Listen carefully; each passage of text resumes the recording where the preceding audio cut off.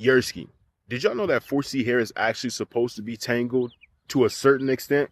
The literal physics of an afro requires the hair to be tangled. If your hair wasn't tangled and everything was just straightened out and within its proper order, nothing would stack on top of each other to make a round shape.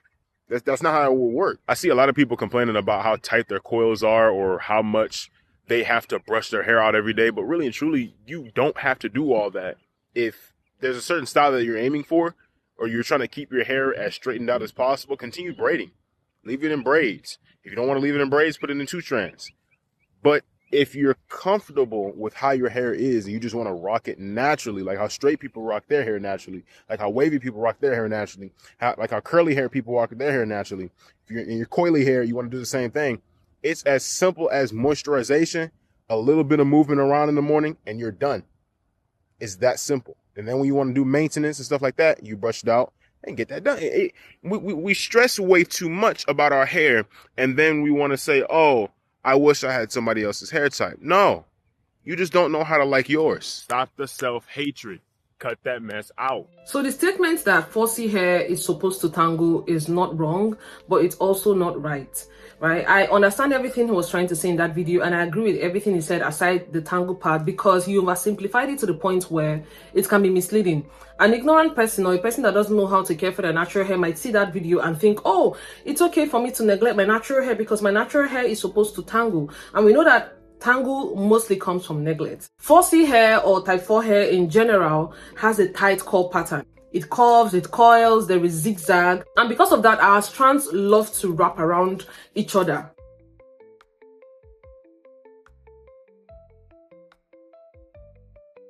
But wrapping around each other is not the same as tangling. Our hair is not supposed to tangle, but because of its natural structure of interlocking and wrapping around each other, it is more prone to tangles if not managed properly, if not properly cared for. So the thing is, if it tangles, how do you comb it? How do you style it? That is why I said the wording was wrong and it was oversimplified. Maybe you should have gone into details. So if you do not want that interlocking to go too far, if you do not want your hair to be tangled to the point where you get frustrated, you have a lot of knots, make sure that you're taking care of your hair by moisturizing it and hydrating it. And keep your hair in styles. That is why we have styles like mini braids, mini twist, cornrows. These styles help keep our hair stretched while still maintaining the natural texture of our natural hair. This top comment got me and I wanted to address it. We are not even supposed to be combing our hair every day, and I agree. Combing your hair every day is another form of manipulation. I feel like we only think of a manipulation stems from just changing hairstyles, putting your hair in tight hairstyles. Literally combing your hair or doing it too much is over manipulation, and it can hurt your strands, and at the same time it can also weaken your hair. There is something called tensile strength. From doing too much of combing your hair every day can weaken your hair's tensility. Okay, so if you're always combing your hair every day, please stop. Our hair is not even designed to be combed every day, and that is why we have styles to keep our hair protected. Another message I got from this video was him trying to encourage people to embrace their natural hair texture. Do you understand? Like, how do you want an afro without how do you want an afro without them wrapping around each other? You know, that is what he was trying to say when he said it's supposed to tangle. How do you say I want to grow natural, but you do not want the natural structure, the natural features that your hair comes with? That is the shrinkage, the texture, how it's not like down and flowy and, you know, like non-black people's hair. So what he was trying to say is that we should learn to embrace our natural hair in its natural state. Wearing our afro and embracing our hair texture and wearing it out the way it's supposed to be is equivalent to a non-black person just wearing their hair. It's properly detangled. And so you're saying sometimes you get frustrated with your natural hair because you're trying to manipulate your hair to do the things that it's not supposed to do. You're trying to force your hair to do certain things. And from his message, he's trying to say that your hair is supposed to act like this. Your hair is supposed to interlock. Those things that you hate about your hair, that it's wrapping around each other, the shrinkage, the little frizz, he's saying those things are normal. One thing I realized since going natural is black hair is manageable. Black hair is easy to do. We just want our hair to do things that it's not supposed to do. It's never gonna slick all the way down. It's always gonna frizz back up because that's just how our hair is. Especially if you have 4C hair or just thick ass hair, it's just not going to do what you see other people's hair do. Black people always feel like our hair gotta be done. It's just done. This is my bed head, and I just put it in one. I put some edge control on, but I'm working on just not wearing edge control, period. But this is the stage where I'm at, okay? Slicked or unslicked, I know that in an hour or two in this Florida heat, these are gonna be gone, but that's okay because it's my natural hair state. Embracing your natural hair would be very much easy the moment you embrace the texture, the frizz, the coils, zigzag, whatever texture you have on your head, right?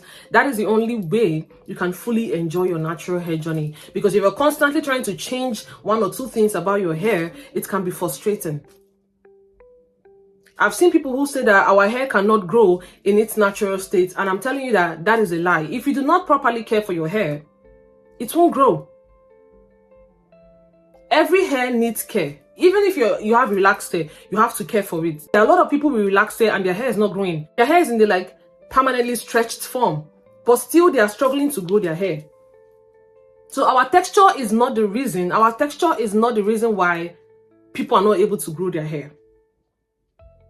I find that really disturbing to say that, oh, hair cannot grow, natural hair cannot grow in its natural state. It's a lie. Just like you said, moisture.